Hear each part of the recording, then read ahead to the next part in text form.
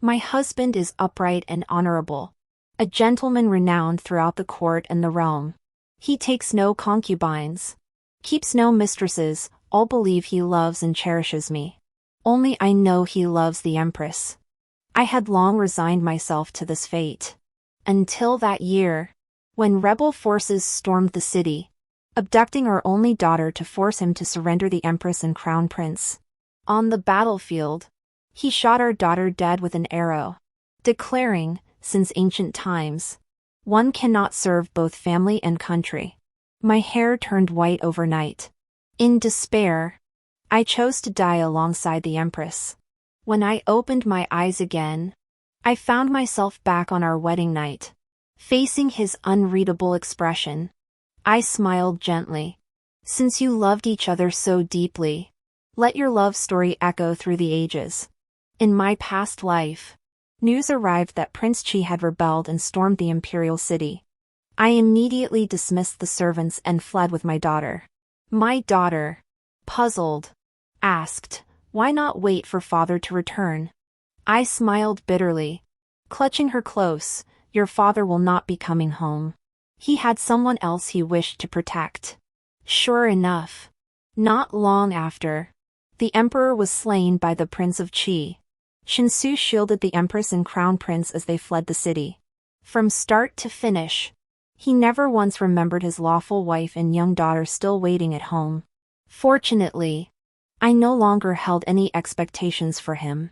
As his reputation for loyalty and righteousness spread across the land, my daughter and I mingled among refugees, living day to day without certainty, yet holding her close. Hope never truly died within me. I thought, if we somehow managed to escape this ordeal, I would live my life well. All past sorrows would be cast aside. No longer would I bear that heavy, sickening secret, living each day in dread. But heaven does not favor human wishes. We ultimately fell into the hands of the rebels.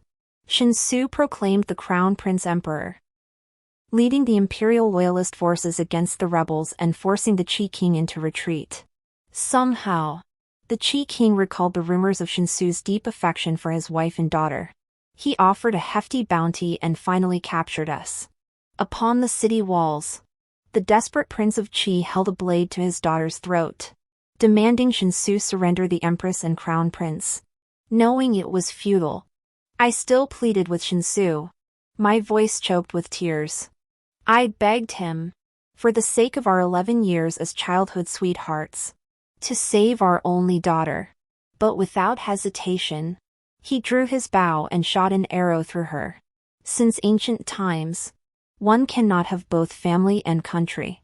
Before the two armies, his words rang out with thunderous clarity. The battle was won. He saved the Empress, embraced the Crown Prince, and propped up the crumbling empire, becoming a pillar of the state. He used his daughter's blood to pave his own immortal fame, securing the splendid realm for those he loved. My hair turned white overnight.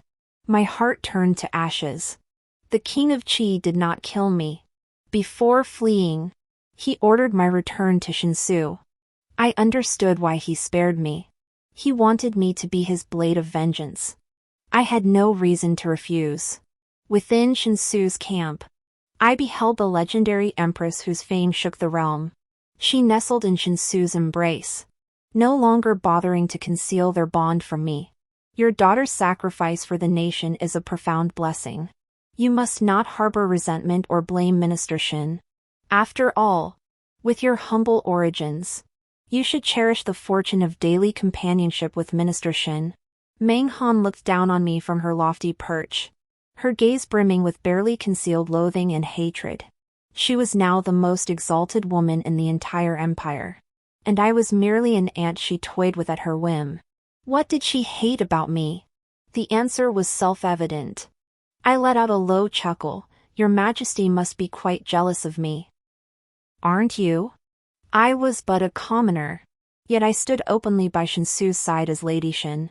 Yet you, the Empress, must meet him in secret chambers like a rat afraid of the light.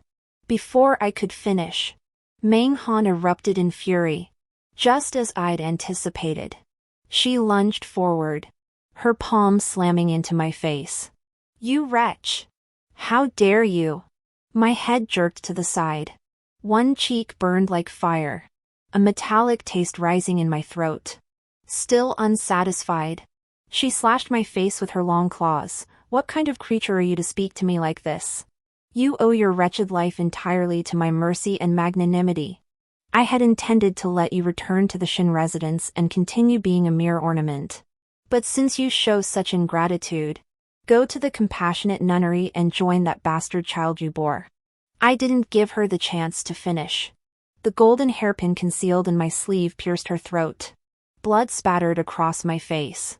Her once radiant, arrogant features now contorted in agony. Grotesque and ugly. Her mouth gaped wide, eyes bulging like a dead fish. Before I could withdraw the pin to strike Shinsu, a powerful force kicked me away. I coughed up a mouthful of blood. Through the crimson haze, I saw only Menghan collapsed in Shinsu's arms. That face, forever unruffled, now twisted with shock, pain, regret, and fury, it was breathtakingly beautiful. His eyes red. He cursed me, you poisonous bitch. I'll make sure you burn in hell for eternity. Alas, he had no chance. Before stepping through the door, I had already swallowed poison. Now it seeped into my very soul. Every thread a thread of agony. In my haze, I saw that little pink ball of a child beckoning to me. Just like countless times before. She comforted me like a little adult. Don't be afraid. Mother. Chow Chow will always be with you. My daughter, her name is Shin Chow Chow. From the day she was born, her father never once held her. She was so good. So obedient. She would always ask me why her father didn't love her. She even thought her father disliked me because he disliked her. To win her father's affection, she learned to play the qin, mastered chess, studied calligraphy, and practiced painting. That little soul studied diligently day after day without rest. She believed that by mastering these skills and becoming the most renowned lady in the capital, her father would cease to dislike her. Yet even when her fingertips bled, the scabs formed, fell off, and were replaced by layer upon layer of calluses. She never earned a single glance from her father. That day upon the city walls, my Chow Chow faced the arrow her father shot at her. Yet she only looked at me. She told me, Mother, don't cry. Chow Chow isn't afraid. She was only 6 years old. In her final moments, she still tried to comfort me, her useless mother. With my last ounce of strength, I reached out to her. Good child. Mother will accompany you now. I was reborn. Reborn on my wedding night with Shinsu. Just like my previous life. The veil was lifted, revealing Shinsu's face. Cold to the extreme. He opened his mouth to say he was tired and wanted to rest. I couldn't tell if this was reality or a dream. But the face before me was so detestable that without hesitation, I slapped him across the face. The blow was so hard my hand tingled with numbing pain. 5 distinct fingerprints now marred Shinsu's jade-like features. It wasn't a dream. A surge of joy filled me, and I raised my hand to slap him again. Shinsu froze in shock. He grabbed my wrist, his gaze turning icy. What the hell are you doing? I gave a cold laugh. Nothing much. Just a little itch in my hand. Shinsu froze, a rare look of bewilderment crossing his face. I pressed on, spouting nonsense. Didn't my father tell you I have this condition? If I don't hit someone every day, my hands get unbearably itchy. Since you promised my father to care for me for the rest of your life, you should be happy to take my blows. Shinsu seethed. What nonsense are you spouting? We've known each other this long, how could I not know about this condition? I rolled my eyes. Ha! That's a laughable claim.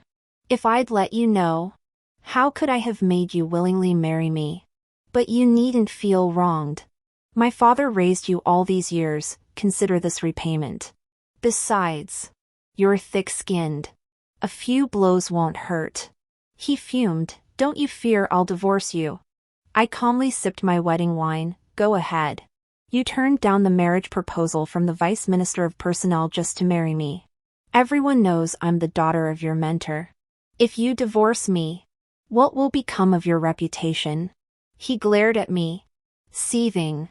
After a long moment, only one word escaped him, you. I remained perfectly composed, thinking to myself, he brought this upon himself. Shinsu married me precisely because he saw my humble origins. My father was the chancellor of the Imperial Academy. I was his only daughter. Shinsu was a distant cousin from my mother's family. His birth mother had an affair and conspired with her lover to poison his father. The clan seized his family's property and cast him out.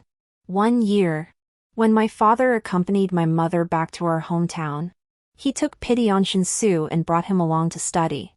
Initially, my father had considered taking him as a son-in-law, but Shinsu showed remarkable talent in his studies.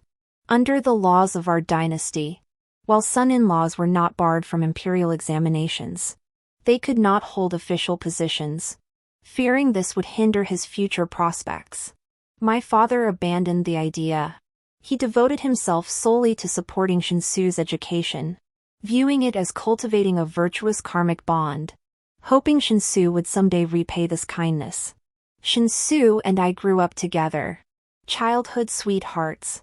Shinsu was handsome and talented, and I had always harbored feelings for him. But my father urged me to abandon those thoughts. He said Shinsu was no ordinary man, destined to soar high someday. As for me, with my average abilities, marrying Shinsu would likely make me an unsuitable match. He only wished for me to marry into a prosperous family, find a kind-hearted husband, and live a peaceful life. Though my heart ached. My father's illness was terminal at the time. I could not bear to disobey him, so I forced myself to suppress my feelings and treat Shinsu as an elder brother. Later, Shinsu indeed achieved the triple top honors in the imperial examinations, becoming the youngest third-place scholar of our dynasty. He suddenly became highly sought after. Even the family of the Vice Minister of Personnel sent envoys to propose marriage. Father inquired about his intentions. He declared his affection for me. He begged father to grant me to him in marriage. My heart swelled with joy, and I resolved to be his devoted wife. Little did I know that the man I adored had always seen me merely as a pawn to conceal his shameful feelings toward the Empress. Born into poverty, orphaned, and without brothers, I was an easy target for him to manipulate. I married him at just 16. On our wedding night, he refused to consummate the marriage, claiming I was too young and he couldn't bear to cause me pain. Believing he cherished me, I devoted my entire heart to him. I managed the household, keeping everything in perfect order.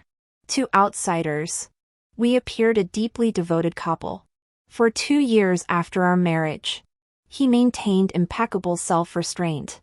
When colleagues invited him to indulge in carnal pleasures, he always refused, claiming he had a fierce wife at home. This became a celebrated tale. Even though he was always cold toward me at home, I never doubted his feelings for me. I thought he was simply reserved by nature. But when I turned 18, he still showed no intention of consummating our marriage. As an unmarried woman, my birth mother long gone, my father deceased, I didn't even know whom to ask about such matters. Later, I mustered my courage, learned from courtesans, set a banquet table, and invited him to drink. During the feast, I half undressed and sat in his lap. He shoved me away violently, demanding where I'd learned such vulgar tricks. He said it disgusted him. I'll never forget the look in his eyes that day. 3 parts contempt, 3 parts loathing, and 12 parts utter superiority. As if I were some lowly, filthy thing in his eyes. Ashamed and furious, I watched helplessly as he swept his sleeve and left. For a long time afterward, he wouldn't speak to me. Though we lived under the same roof, he treated me as if I were invisible. Even a glance at me seemed to soil his eyes. Back then, I was too young to understand this was his way of disciplining me. To chip away at my pride, trample my self-respect. To turn me into a pitiable creature in the inner quarters, one who only knew self-pity and followed his every command. Back then, I didn't know what to do. Every day, I'd hide under the covers and cry in secret. Thinking of this, my anger flared up again, and I slapped Shinsu once more. He grabbed my hand, warning me not to push my luck. Do you really think I wouldn't dare hit you? I stroked his face and chuckled. Go ahead. Hit me. Hit me today. And tomorrow I'll spread the news far and wide that the third scholar abuses his wife, who is also the daughter of his benefactor. I wonder if His Majesty would enjoy that rumor. Fury boiled in Shinsu's eyes. But he dared not raise a hand. I knew he wouldn't dare strike me. At that moment, his sole focus was climbing higher for his Empress. His reputation could not bear the slightest blemish. Yet here he was, bowing his head, feigning deep affection as he brushed his cheek against mine. Ku Jin, have you misunderstood me? Or have you fallen for slanderous rumors? We grew up together. You should know my heart belongs entirely to you. My humble origins made my rise to this position exceptionally difficult. As husband and wife, we share both glory and disgrace. My dedication to my career is solely for your honor and dignity. As my wife, you should manage the household well, freeing me from all worries. Shinsu possessed eyes brimming with passion. When he gazed at you intently, it was easy to believe you were the only one in his world. Had I remained the Sukujin of my past life, words like these would have made me brave any fiery or thorny path for him. Alas, that Sukujin is dead. The one standing before him now is a vengeful specter, yearning to grind his bones to dust. His soothing words are merely a ploy, unable to divorce me. He still needs me as his puppet. I traced his face with my fingers, then slapped him hard across the cheek. Too bad. I spat. A lowly bastard born of an adulterous union, how could you ever deserve my love? Shinsu glared at me, his eyes burning with a rage that threatened to devour me whole. But in the end, he only gritted his teeth and walked away. Seated upon the crimson wedding quilt, I watched his retreating figure, my mind swarming with schemes to destroy both him and Meng Han. If their love was so profound, wouldn't it be a shame not to let their passion echo across the land? The next morning, I rose early and boiled a pot of hot congee. I set breakfast in the main hall and invited Shinsu to join me. Shinsu eyed me suspiciously, likely puzzled why I'd despised him so deeply last night yet treated him with such attentiveness this morning. I rolled my eyes. Eat it or leave it. If you don't eat today, don't ever expect another meal from me. Shinsu finally sat down and began sipping the porridge. Then, he collapsed from the sleeping potion I'd slipped in. I spat right in his face. Such a scumbag. Thinking he could eat this lady's food? Go eat in the underworld. After that, I couldn't wait to smash open the door to his study. After a thorough search, I found that miniature portrait of Meng Han in a secret compartment in the wall. The inscription in the lower left corner read, "To my beloved Henin." It was unmistakably Shinsu's handwriting.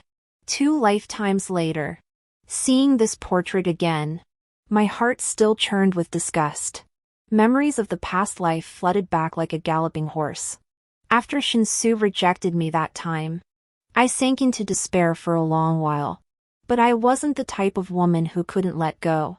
Whatever his reasons for treating me this way, this wasn't the kind of marital relationship I wanted. Even as my heart felt like it was being torn apart, I proposed that if he didn't love me, I could divorce him. He looked at me for a long moment, then tucked my hair behind my ear. How could you think that? Of course I love you. I haven't consummated our marriage only because I practice the way of Huang Lao, which forbids such matters. But if you desire it, I am naturally willing to satisfy you. That day, we consummated our marriage. Throughout the entire process, I felt only pain. In bed, he remained as cold and distant as ever. After it was over, he said he had official business to attend to and fled the room as if escaping. Under the pale moonlight, I watched his hurried footsteps disappear. My heart felt utterly barren. He remained indifferent in that regard. He only consummated our marriage with me on fixed days each month. Soon after, I became pregnant. Later, I gave birth to a child. He never touched me again. To outsiders, we appeared to be the picture of a harmonious couple. But in reality, within our home, we were like two parallel lines that never intersected. Just as my father had foretold, his official position grew ever more prominent. We moved to a larger residence. After moving into the bigger house, we often went 10 days or half a month without seeing each other. By this time, I had already sensed something was amiss. But with a child already born, I thought most women in the world must endure similar fates. I treated him solely as the child's father. Life wasn't unbearable. My only grievance was his indifference toward Chao Zhao. When Chao Zhao first learned to walk, she spotted Shinsu in the mansion and wobbled toward him, wanting him to pick her up. She stumbled halfway and burst into tears. Shinsu merely frowned and watched from the side, never lifting her. That day, Shinsu and I had a huge fight. He demanded, "What more could you possibly want? You wanted protection, I married you and gave you protection. You wanted a child, I gave you a child. You wanted honor, I earned you honor. From being the daughter of a National Academy scholar, you became a third-rank noble lady. Now, wherever you go, everyone looks at you with respect. A person should know when to be content." In that moment, I felt like a bucket of ice-cold water had been dumped over my head on the coldest day of winter, chilling me to my very bones. I had always believed that even if Shinsu didn't love me, he at least held some respect for me. But it turned out that in his eyes, everything he gave me was merely charity. I refused such charity and petitioned for divorce once more. Outside his study, however, I discovered him masturbating before a portrait. In that instant, I couldn't tell if disgust or rage consumed me more. I kicked open the door, snatched the painting, and confronted him, only to realize the subject was none other than Empress Menghan. Clutching that small portrait, I felt the world spin. Many past puzzles finally found answers. Why Shinsu married me, why he married me yet never touched me, and why the Empress tormented me every time we met. As Shinsu's wife, I inevitably encountered the Empress during New Year's court ceremonies. I still remember our first meeting. I failed to catch a jade scepter offered by a palace maid, shattering it to pieces. The Empress ordered me to kneel before Fengqing Hall for 3 hours. Only after Shinsu pleaded for mercy was I finally released. That day, on the carriage ride back to the mansion, my legs swelled like dough, throbbing with pain and humiliation. Yet Shinsu merely said the Empress had a fiery temper but a pure heart, urging me not to harbor resentment toward her. The Empress was known for her fiery temper and love of luxury, drawing much criticism from court and commoners alike. Yet Shinsu actually believed she possessed a pure heart. I looked up in disbelief, only to see Shinsu's lips curled in a faint smile, seeming quite pleased. But that smile vanished in an instant, leaving me wondering if I'd merely imagined it. Now, I finally understand it was no illusion. Shinsu was genuinely happy because the Empress had punished me. Because the Empress's punishment meant she was jealous of him. What merit did I possess to become the tool of their affection? Terrified and enraged, I demanded he realize that if discovered, it would condemn our entire family to death without burial. He merely gave me a cold stare, since you know. Shut your mouth. I demanded a divorce. I would leave this madman. He replied, divorce is possible. You may leave, but Cao Cao must stay. Under the moonlight, his jade-like face resembled a devouring demon. I finally understood why Shinsu had forced me to bear a child. He needed a hostage. By having a child, I handed him a hostage. Even knowing his sordid, dark secrets, I could only pretend nothing was amiss and help conceal them. Looking back on my past life, neither he nor Meng Han ever regarded me as a human being. They were gods towering above, while I was but an ant, lowly beyond measure. Even being chosen to play this love legend alongside them felt like a blessing from 3 lifetimes. Truthfully, I had accepted my fate, as long as Cao Cao was safe. But they should never have dared to harm even Cao Cao. Thinking of Cao Cao, my heart twisted in agony. My child, life is too bitter. This time, your mother will not bring you into this world irresponsibly. But those who betrayed you, your mother will send each and every one of them to hell. I tucked Meng Han's miniature portrait close to my heart. I knew that if I presented this portrait to the prefect of Shuntian, Shinsu would be buried in disgrace. Yet this alone would never be enough for me. First, this painting alone could not convict Meng Han. She need only plead ignorance to absolve herself. Given Shinsu's depth of feeling, he might even sacrifice his life to protect Meng Han's innocence. Second, mere death would be too lenient a punishment for Shinsu. He deserved a far worse fate. To maximize the value of this painting in my hands, careful planning was essential. At this time, Meng Han was not yet Empress. The Empress bore the surname Shao, was the Crown Prince's mother, and the legitimate daughter of the Marquis of Dingbei. A year later, the Marquis of Dingbei was convicted of treason, and the entire Shao clan was executed. The Crown Prince was deposed. Empress Shao took her own life in Fengqing Palace. Shortly thereafter, Meng Han gave birth to a royal heir and was crowned Empress.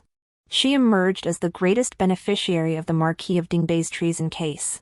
This very case was Shinsu's first major investigation. To claim there was no coincidence involved would be absurd. The enemy of my enemy is my friend. To deal with Shinsu, the Dingbei Marquis' household was my greatest ally. I took a silver ingot from my trousseau and instructed the gatehouse servant to send an invitation in Shinsu's name to Xiao Ruffing, the heir apparent of the Dingbei Marquis, inviting him to the estate for a discussion. I knew Xiao Ruffing would come. Rumor had it this young Marquis had a taste for men and had long coveted Shinsu. But Shinsu despised his character and had always treated him coldly. Today, I would present this young Marquis with a grand gift, Shinsu, thoroughly cleansed, delivered to his bed. This would be my pledge of loyalty to Xiao Ruffing.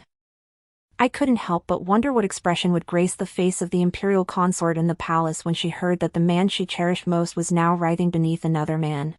True to his word, Xiao Ruffing arrived.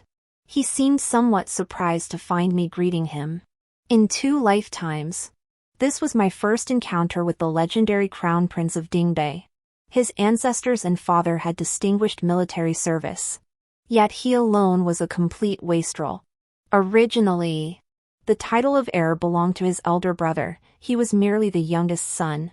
Later, his brother died in battle, and he inherited the position of heir. But he knew nothing of leading troops into war, only cockfighting and dog racing were his passions. Most outrageous of all, he indulged in male companionship, frequently frequenting places of ill repute. In a past life, he had openly flirted with Shinsu at a banquet in the Crown Prince's residence. This led to a censor's indictment, and the emperor punished him by cutting his annual stipend. Shinsu hated him to the core. Later, when Shinsu presided over the Dingbei Marquis' treason case, he sentenced Xiao Ruffing to immediate execution. Rumors swirled that this was divine retribution. Justice served.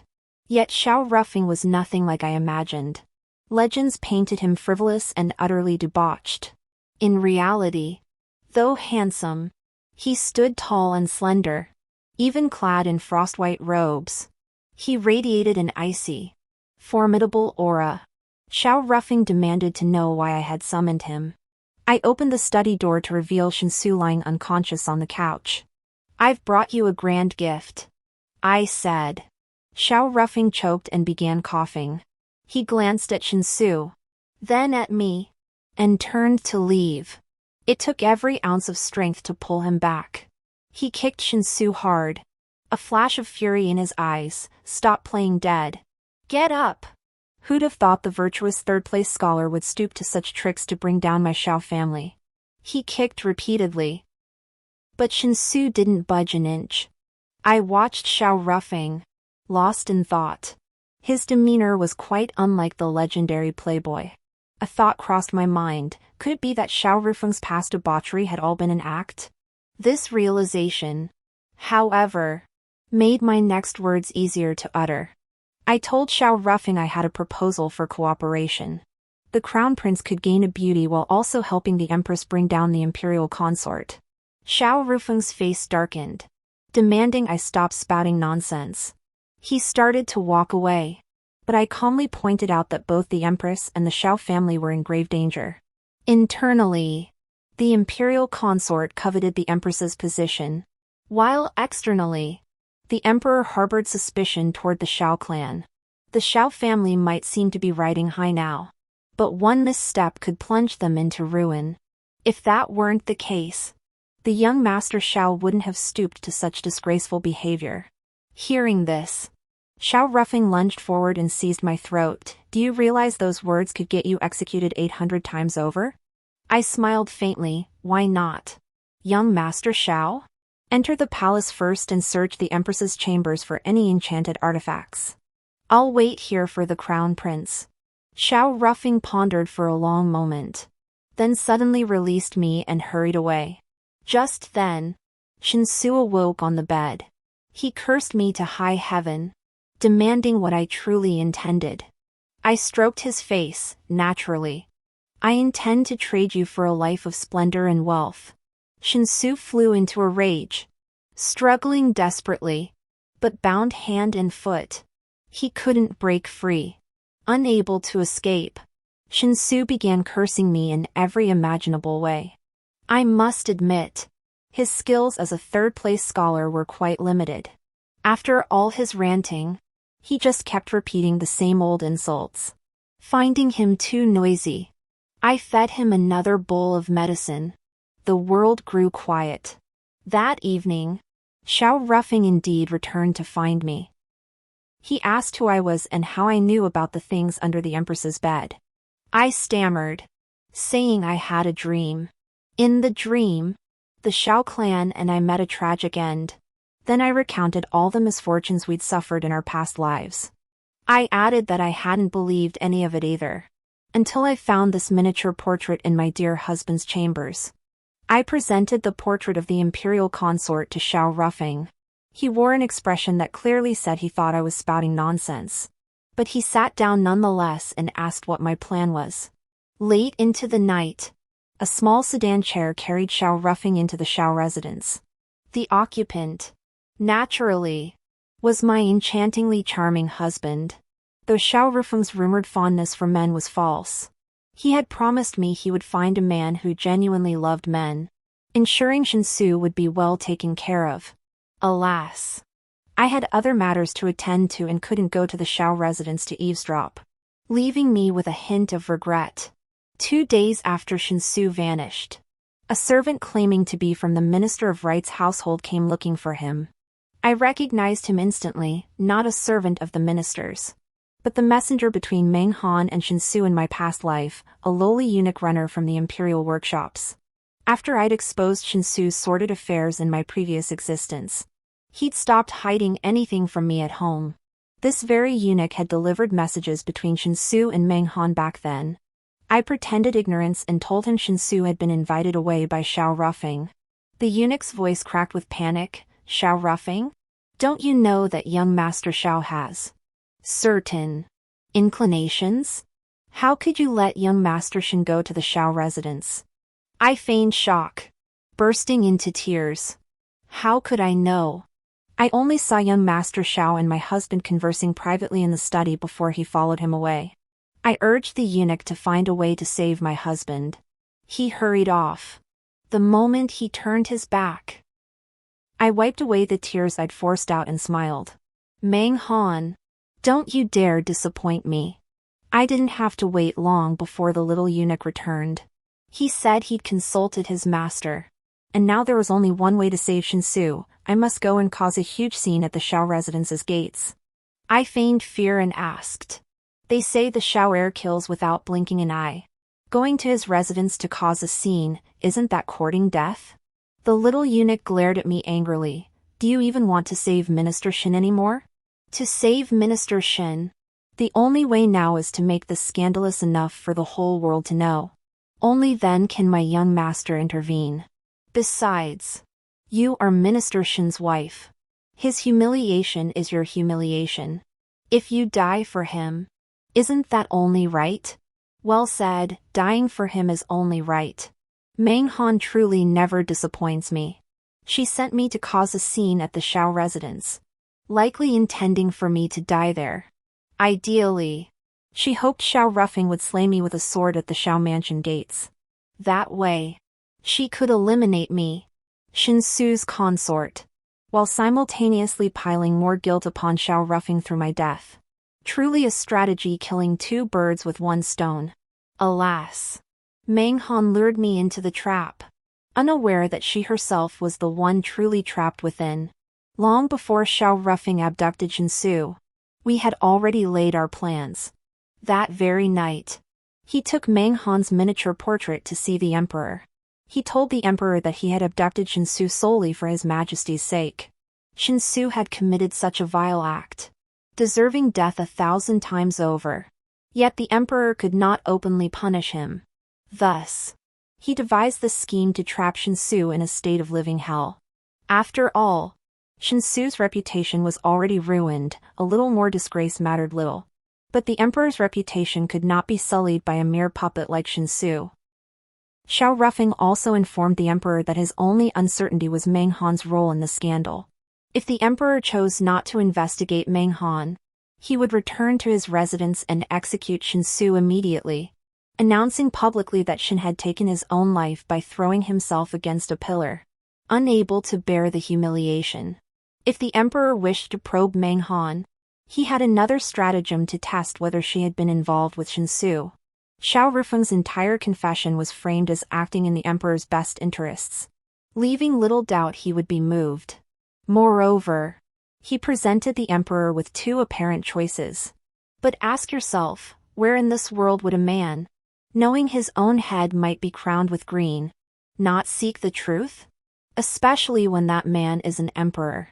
The emperor would certainly investigate Meng Han. When Meng Han plotted to send me to my death, she didn't know that her every move was already under the emperor's surveillance.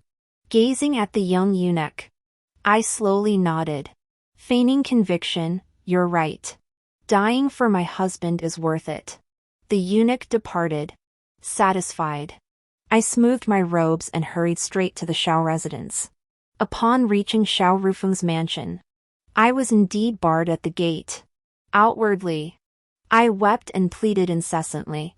Yet inwardly, I was utterly confident, fully aware of how to proceed next. The Xiao residence stood in a prominent city location, a special grant from the late emperor to General Xiao after the royal army's northern campaign. General Xiao had always been close to the common people, so the Xiao residence was perpetually bustling with carriages and crowds. Stumbling back and forth before the Xiao gate, I suddenly threw myself onto the stone steps and wailed with every ounce of strength I possessed. The Xiao heir acts with utter recklessness. He forcibly reclaims commoners and forces virtuous women into prostitution. My cry drew the attention of numerous passers-by. Wiping away the tears I'd forced out with my handkerchief, I continued, my husband, Shinsu, is the third-place scholar personally selected by His Majesty. He is a respected editor in the Hanlin Academy. Yet the Xiao family's heir has seized him from our home on trumped-up charges and imprisoned him. Under this clear blue sky, my poor husband has been imprisoned for 3 days and nights. I've heard the Xiao family's heir is ruthless and merciless. By now, my Shenlang must surely have been. Shenlang? I understand. Even if you somehow escape the Xiao residence alive, you'll have no face left to live on. Then I'll join you. I refuse to live. After delivering this dramatic monologue with perfect cadence, I threw myself against the towering stone lion guarding the Xiao residence's entrance. Seizing the moment, I smashed the pre-prepared blood-filled pouch against my forehead, instantly drawing a torrent of blood. I collapsed unconscious before the Xiao residence. This dramatic performance stirred righteous indignation in every onlooker. Even with my eyes closed, I could still hear the crowd, speaking in various dialects, hurling insults at Xiao Ruffing. Soon, men dispatched by Xiao Ruffing came to carry me away. After being delivered to the clinic by the Xiao household, Xiao Ruffing was indeed waiting for me. Seeing my face and hair drenched in dog's blood, he laughed at my sheer determination. As I wiped myself down, I reminded him, if you're going to put on a show, you have to go all out. Now it's up to you, young Master Xiao. Just as we had planned, the uproar I caused became common knowledge, inevitably drawing the attention of the imperial censor. The next day, Xiao Ruffing faced a collective impeachment by the censors. For a time, the entire court was too preoccupied to discuss any other memorials. The emperor flew into a rage and immediately decided to personally preside over the trial. Xiao Ruffing and Shinsu were escorted into the palace to face His Majesty, while I, as a key witness, was brought into the Golden Hall. After all this scheming, the grand show was finally about to begin. When I arrived, the interrogation had just begun. After a few days apart, Shinsu had been tortured into a gaunt, emaciated shadow of his former self. It was a pity Meng Han wasn't here. I would have loved for her to see Shinsu's state today. He was overcome with emotion upon seeing me, cursing me as a poisonous woman, his eyes seething with hatred that seemed ready to devour me alive.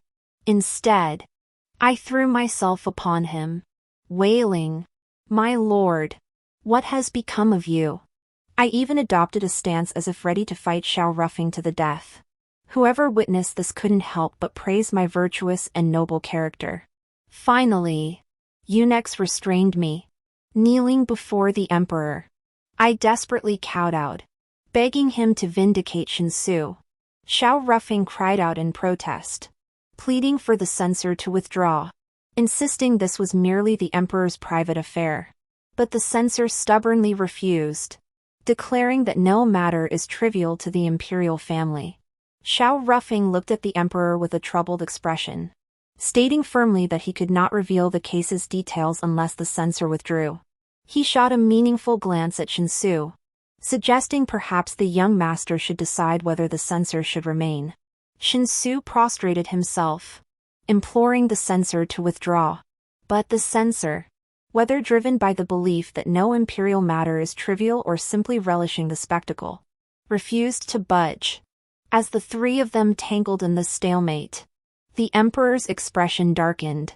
Finally, unable to contain his frustration, he waved his hand decisively, ordering the censor to withdraw.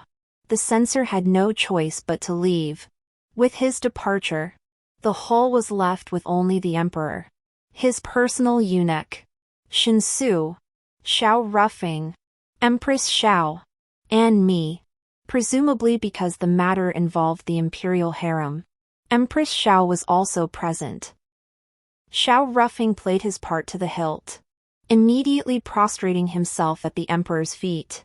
He shot Shinsu a greasy glance, implying that while his desire to see Shinsu stemmed partly from personal lust, he did covet Shinsu's body, had Shinsu not committed treasonous acts.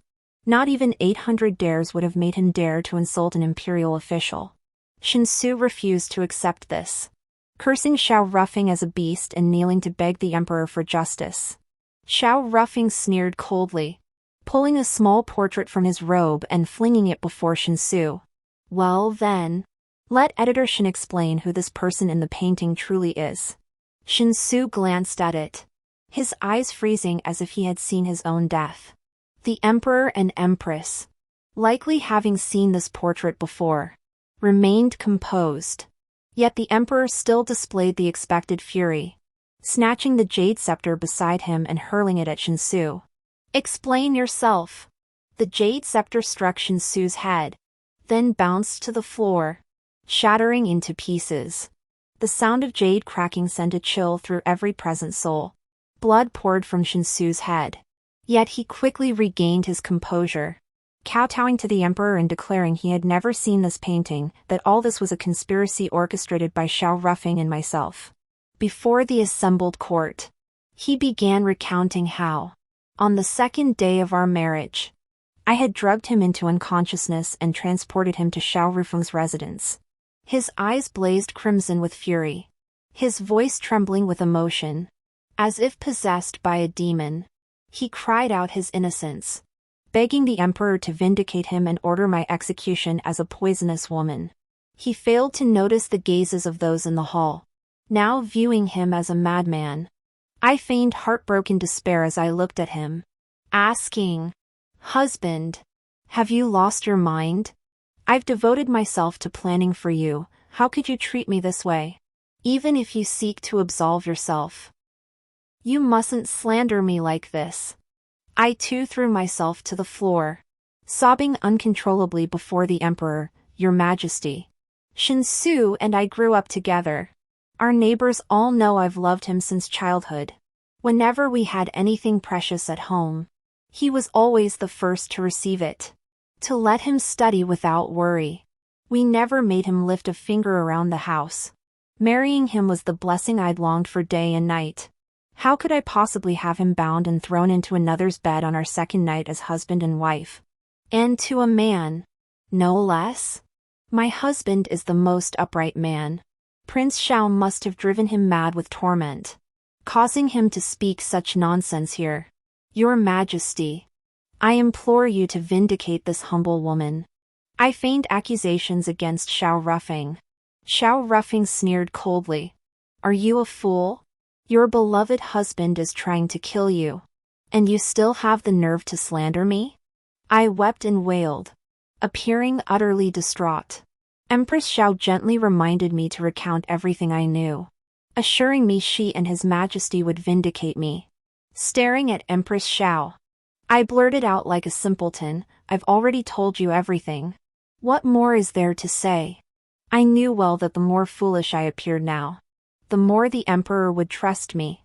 Empress Xiao was pleased with my improvisation, a smile spreading to her eyes.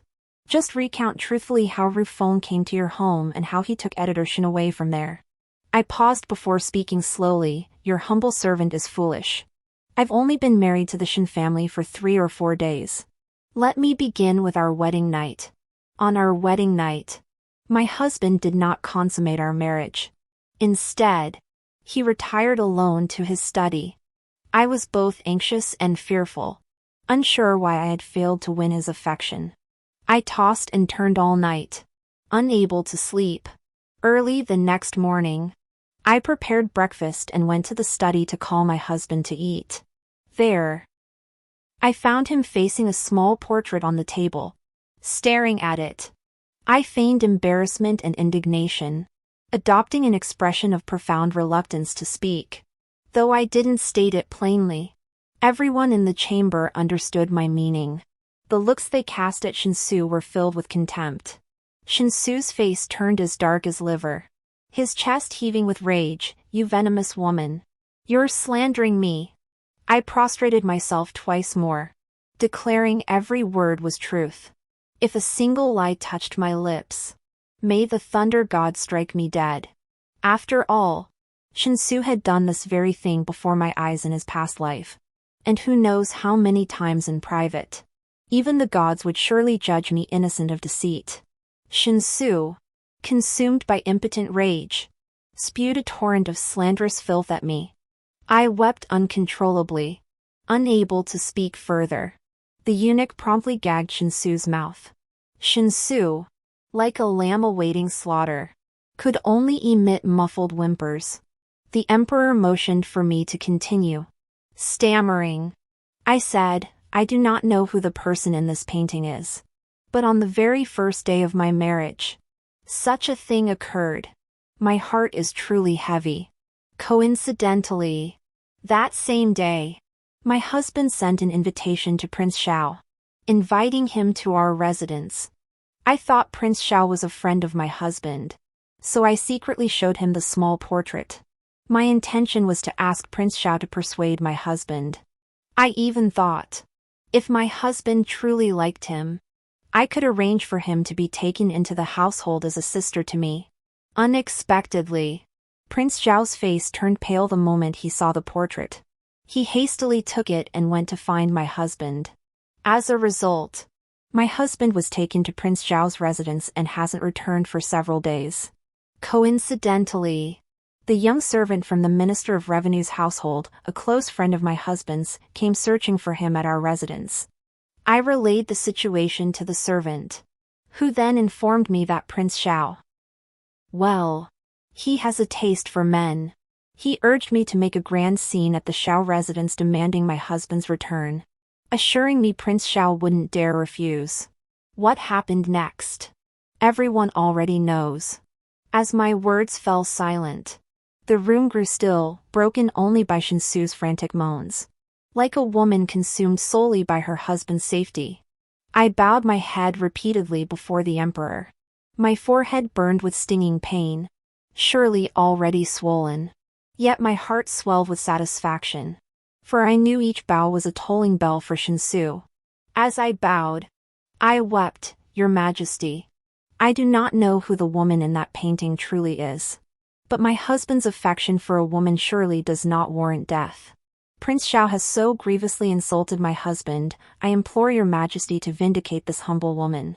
My words flowed with heartfelt emotion and undeniable logic. By comparison, Shinsu's defense seemed feeble and futile. The emperor's gaze upon Shinsu was already that of one looking upon a corpse. At that very moment, Meng Han was brought before them. After 2 lifetimes, I saw Meng Han once more. Hatred seethed within me, yet I could only clench my fists tightly, using the pain to remind myself to remain calm. Whether in my past life or this one, Meng Han was deeply favored by the emperor.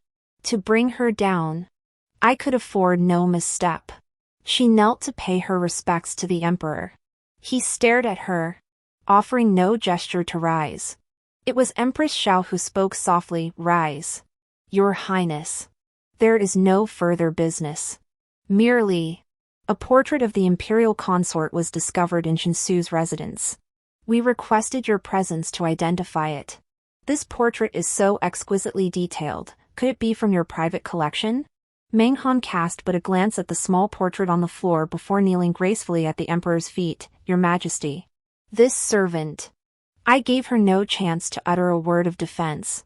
The moment she lifted her head, I feigned seeing her for the first time, eyes wide with terror, pointing at her, speechless with shock. Then, disregarding the emperor and empress present, I crawled on my knees to Shinsu and delivered several sharp slaps across his face. You fool! How could you covet the imperial consort? If you covet her, why did you marry me? You bastard! This is treason. You'd die alone. But you dragged me down with you? I'll fight you to the death. I beat Shinsu frantically, drowning Meng Han's pleas in my frenzied rage. Shinsu had already understood the situation was hopeless the moment Meng Han entered. He gritted his teeth, enduring my blows and insults without uttering a sound. By the time the eunuchs pulled me away, Meng Han had missed her best chance to defend herself. Kneeling at the emperor's feet, her face slightly raised, tears glistened in her eyes, brimming with sorrow. She looked utterly pitiful. Alas! The emperor's gaze was now entirely fixed on me, not sparing her a single glance. I had already begun kowtowing to the emperor once more. Your Majesty. This humble maiden has been married to this beast for but 3 days. His deeds are not my doing.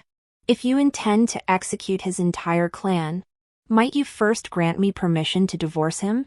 My sobbing, snot and tears streaming, made me look like a ridiculous clown.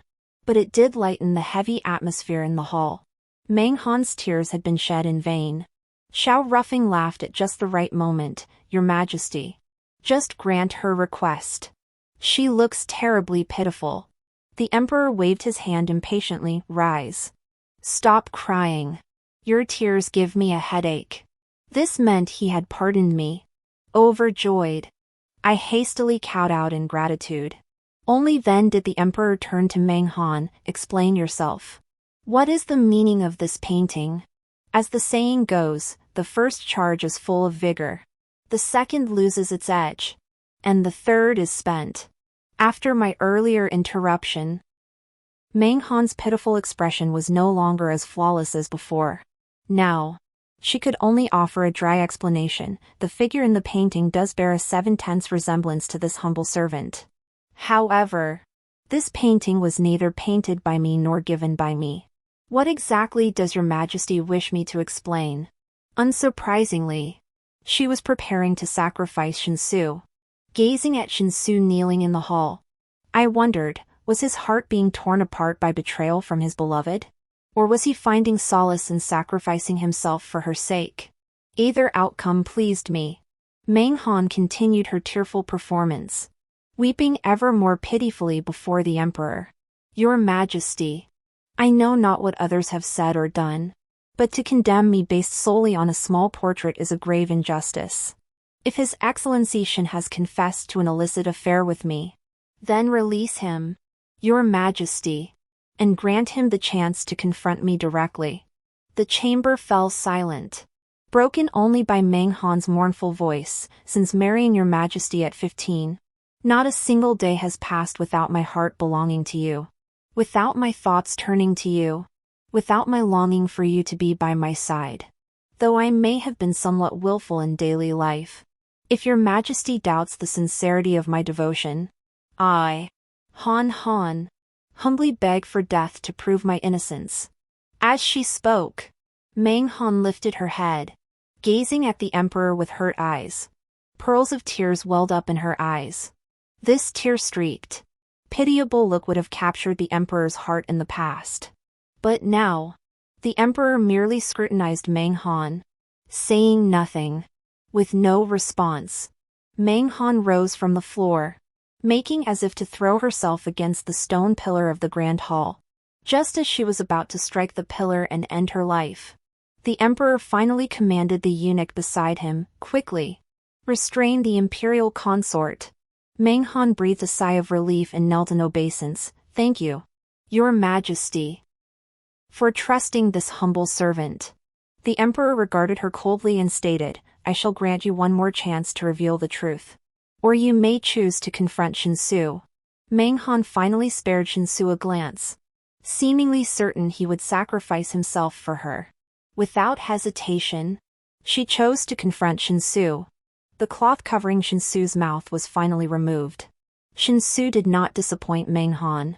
He first fixed his gaze steadily on her for a moment, then immediately began banging his head against the ground. Your Majesty is wise. This guilty subject, Shinsu, was bewitched and dared to covet consort Meng. I deserve death 1,000 times over.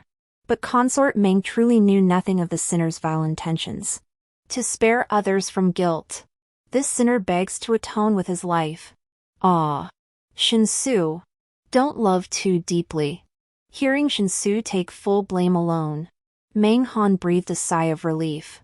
She crawled to the Emperor's feet. Your Majesty, you heard it yourself. I am innocent. This must be a trap set by someone using Minister Shin to frame me. You must vindicate me. The Emperor kicked her away with one foot. Wretch!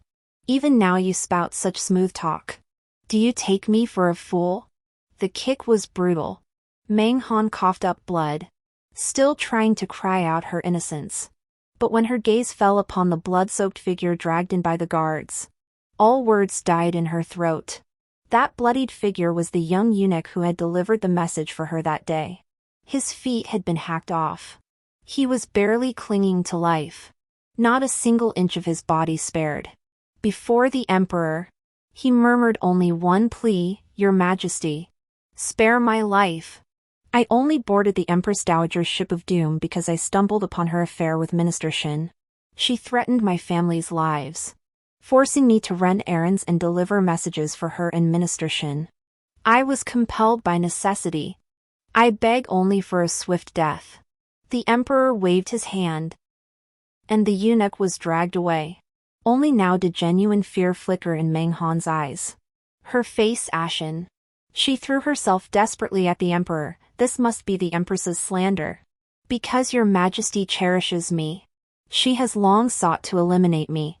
Do not be deceived by her outwardly virtuous facade." Disappointment deepened in the Emperor's eyes. He kicked her down again. "Wretch! With irrefutable evidence, you still dare to lie and slander the Empress? Your crime is compounded. Guards, take this vile woman away. I shall make her suffer 1,000-fold humiliation." Seeing all hope lost, Meng Han screamed as if clutching at a last straw, "Your Majesty! Shinsu forced me. He stole my personal handkerchief and threatened me, if I refused his advances, he would ruin my reputation. I had no choice. Your Majesty, did you not say you loved me most of all?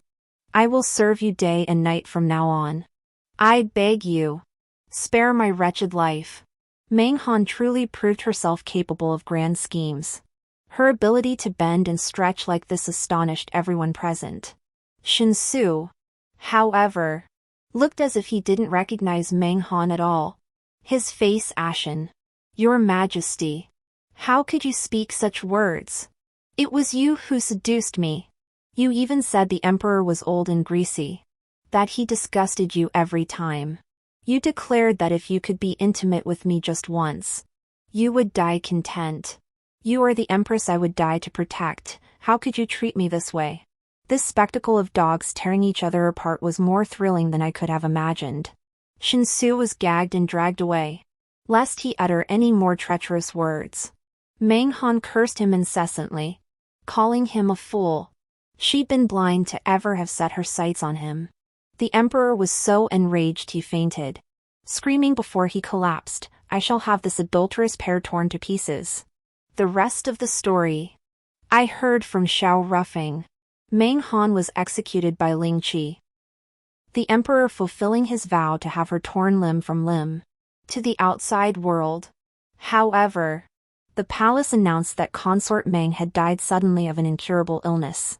Shinsu, of course, also met his end.